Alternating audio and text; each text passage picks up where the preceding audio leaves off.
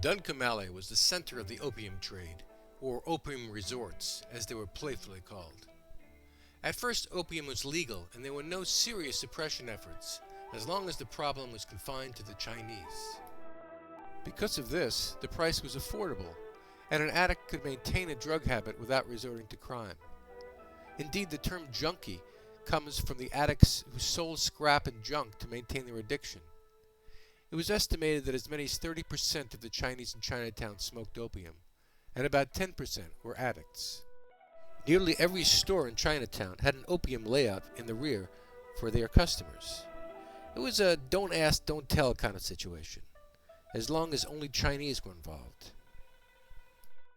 San Francisco did pass a law making opium illegal, but it was almost totally ignored. When the city tried to control the flow of opium by heavy taxation, smuggling and bribery made their efforts fail. A typical opium den consisted of a small, dark room with a few crude wooden benches. Patrons would recline, holding a long opium pipe over an oil lamp. The heat would vaporize the opium, which would then be inhaled, transporting the smoker to dreamland. Visiting an opium den became an attraction for adventurous tourists to San Francisco, like riding the cable cars. For one visiting celebrity, Oscar Wilde, the den was a place where one could buy oblivion, dens of horror where the memory of old sins could be destroyed by the madness of sins that were new. Gradually, the opium habit began to spread to Caucasians, not openly in the Chinatown dens, but secretly in rented rooms or in the parlors of otherwise respectable matrons. When middle-class women started smoking opium, the authorities became alarmed.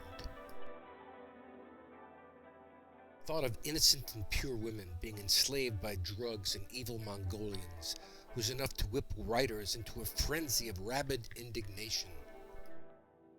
In 1907, California made it a crime to sell opium or cocaine without a doctor's prescription.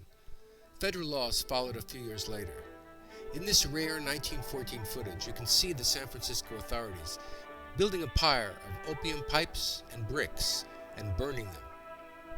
You can see the city rebuilding from the 1906 earthquake. City Hall is under construction in the background.